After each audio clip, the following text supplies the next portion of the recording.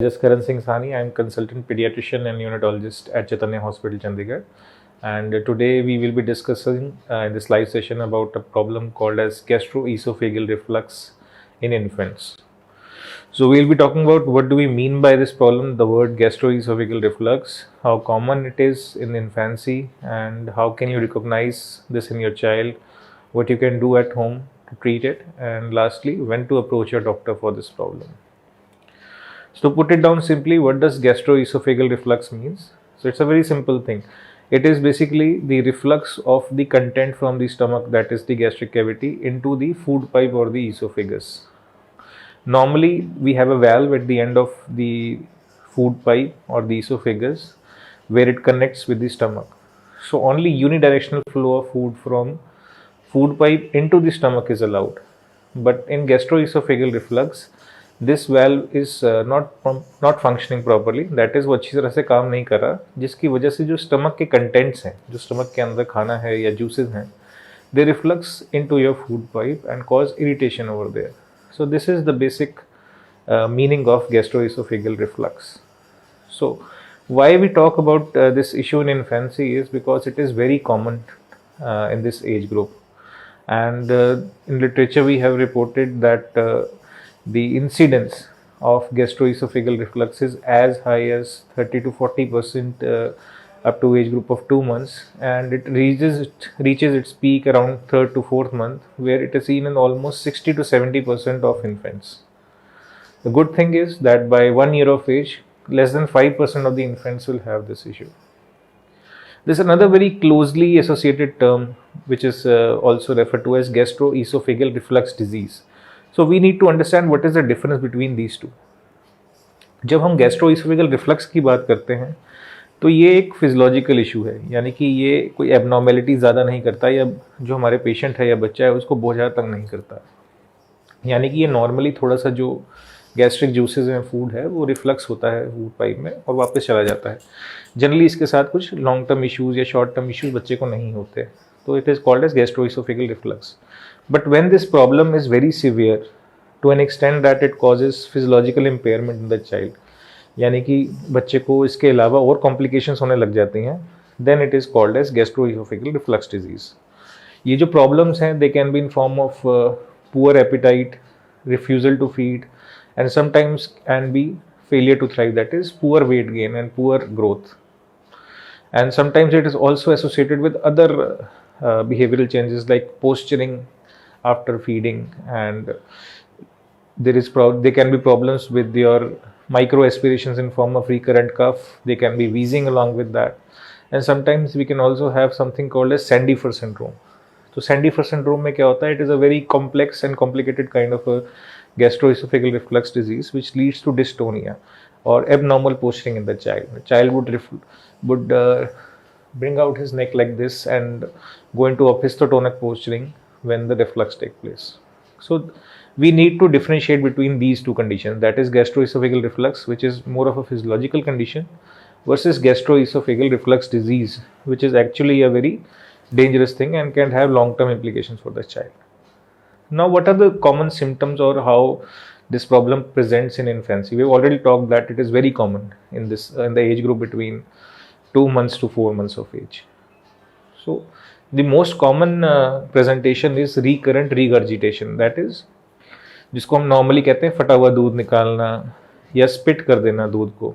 तो ये बहुत ही कॉमनली देखा जाता है. At an average, a normal infant would be spitting around 3 to 4 times in a day. So that is okay. But in gastroesophageal reflux and gastroesophageal reflux disease, this spitting would be more than that and would lead to more of physiological or other changes in the body. Right? So that is how it presents. So इसमें take home message ये है कि 2 से 3 बार या up to 4 times भी अगर बच्चा दूध फटा हुआ निकालता है तो that is normal. A normal happy spitter would regurgitate the feed and will be happy. उसको कोई दिक्कत नहीं होगी, बच्चा हंसते हंसते दूध निकाल देगा थोड़ा सा. तो उसमें हमें वरी नहीं करना. हमें वरी करना है जब ये फ्रीक्वेंटली हो, 4 बारी से ज़्यादा दिन में हो, या फिर इसके साथ कुछ रेड फ्लैग साइंस एसोसिएटेड हो. तो हम अभी आगे बात करेंगे रेड फ्लैग साइंस के बारे में भी. इसके अलावा जहाँ पे हमें बॉदरेशन होती है, इसके अलावा होता है कि रिफ्यूज़ल टू फीड एक कॉमन सिम्टम है। अगर जिन बच्चों को ज़्यादा सीवियर गैस्ट्रोइसोफेगल रिफ्लक्स होता है वो इरिटेबल रहते हैं, फीडिंग के दौरान हिलते डुलते हैं, फीड लेने में दिक्कत करते हैं, ठीक है ना। तो ये एक कॉमन प्रेजेंटेशन है इस एज के बच्चों की। तो हम बात करना चाह रहे थे रेड फ्लैग साइंस की। तो कुछ जो हमें इंडिकेट करते हैं कि जो हमारी प्रॉब्लम है गैस्ट्रोइसोफेगल रिफ्लक्स है, ये डेंजरस हो सकता है, जिसके लिए हमें सतर्क रहना चाहिए। और ऐसा कोई भी सिम्टम आने पे रिफ्लक्स के साथ हमें अपने डॉक्टर से तुरंत कांटेक्ट करना चाहिए। तो these are when the child forcefully has regurgitation, एकदम प्रोजेक्टाइल तरीके से अगर वो दूध निकालते हैं, या जो कंटेंट आ रहे हैं वो येलोइश या ग्रीन कलर्ड हैं, या ब्लड टिंच्ड हैं, या बच्चा पॉटी के अंदर ब्लड कर रहा है साथ में, या फिर बच्चे का वेट गेन नहीं हो रहा, पुअर उसका ग्रोथ पैटर्न है, जो अप्रोप्रिएट वेट गेन होना चाहिए वो नहीं हो रहा, ठीक है, या फिर वो एबनॉर्मल पोस्चरिंग कर रहा है ड्यूरिंग फीडिंग और आफ्टर फीडिंग रिफ्लक्स की वजह से। तो ये अगर लक्षण बच्चे में होते हैं then these are red flag signs and should make you aware, should warn you that you need to contact your pediatrician immediately for this particular patient. Now we have talked about how common this problem is, what are its presentations, what are its red flag signs. तो अब कुछ हम बातें करेंगे बहुत ही simple सी जो हम इनकी हेल्प के लिए कर सकते हैं। तो what can be done at home by yourself which can actually improve this problem or which can help your baby overcome this issue. So simple things which you can do is rely, first most important thing is rely more on breastfeeding. So what has been seen through various research is that breastfeeding जिन बच्चों को दी जाती है उनमें GER की problem या gastroesophageal reflux की problem वो कम रहती है as compare to babies who are top weight. तो this is the first thing which you can do. Second is don't over feed your baby. So over feeding is one risk factor for gastroesophageal reflux. बार बार feed देना, थोड़े थोड़े gap के बाद feed देना या फोर्सफुली फीड करना, these can lead to more episodes of gastroesophageal reflux. तो इनको हमें अवॉइड करना चाहिए। सेकेंडली, जिन बच्चों में ज़्यादा सीवियर प्रॉब्लम्स है कई बार आके पीडियाट्रिशियन थिकनिंग ऑफ फीड का भी एडवाइस दे सकते हैं। तो जनरली हम राइस बेस्ड सीरियल के साथ थोड़ा सा मिल्क को थिकन कर सकते हैं, तो सीवियर केसेस में ये एडवाइस किया जाता है। इसके अलावा एक बहुत ही सिंपल जो कि एज ओल्ड एक हमारे यहाँ तो प्रथा है, दैट इज़ बर्पिंग।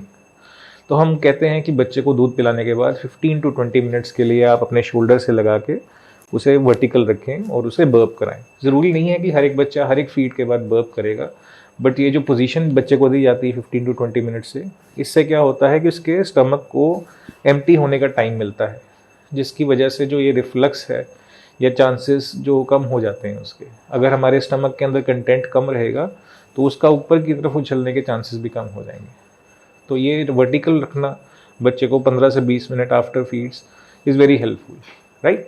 तो ये हमें डेफिनेटली करना चाहिए।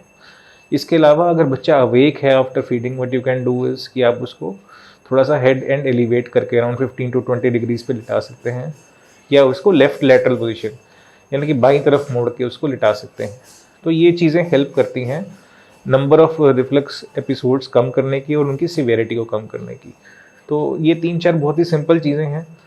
ब्रेस्ट फीड पर रिलाई करना, फीड को थिकन करना, बच्चे को वर्टिकल रखना और थोड़ा सा हेड एंड रेज करना या लेफ्ट लेटरल पोजीशन में बच्चे को लेटाना। इसमें इंपॉर्टेंट बात ये है कि हमें सोते हुए बच्चे को कभी एबनॉर्मल पोजीशन में नहीं लेटाना है। सोते हुए बच्चे को हमें सिंपल सुपाइन यानी पीठ के बल जैसे हम लेटते हैं वैसे लेटाना चाहिए with no elevation of the head. But अगर बच्चा जाग रहा है आफ्टर फीड तो हम ये पोजीशन यूज़ कर सकते हैं।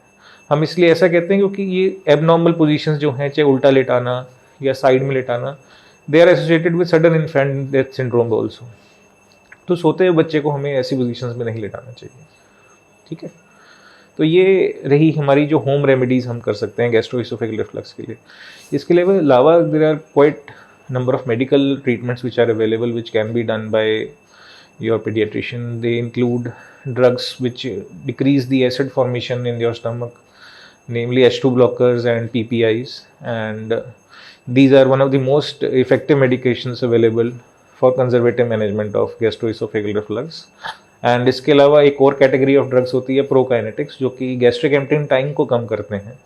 यानी कि जो फूड है या गैस्ट्रिक जूसेस हैं उनको जल्दी से इंटेस्टाइन में जाने के लिए अलाउ करते हैं, जिससे गैस्ट्रोइसोफेगल रिफ्लक्स की नंबर ऑफ एपिसोड और सिवियरिटी कम होती है, राइट।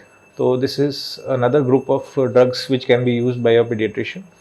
इसमें इंपॉर्टेंट ये है कि ये मेडिसिन आप खुद से ना लें और डेफिनेटली अपने पीडियाट्रिशियन सलाह लेकर उनकी नीड के अकॉर्डिंगली उनके द्वारा प्रिस्क्राइब कराएं। Apart from this, there are many surgical options available for very severe cases, but I don't think so this is the right place to discuss them. So to conclude the talk today, we talked about what gastroesophageal reflux is and how common its incidence is in this age group from 0 to 1 year of age, and what are its common presentations, and how do we recognize red flag signs in babies who are having gastroesophageal reflux, and simple home remedies which we can use for gastroesophageal reflux. I hope this information is useful to you to manage your baby, and if you have any further queries you can contact us at Chaitanya Hospital. And considering that we are in the second wave of pandemic in India as well, I request you all to please wear your mask, stay safe, maintain social distancing. Thank you.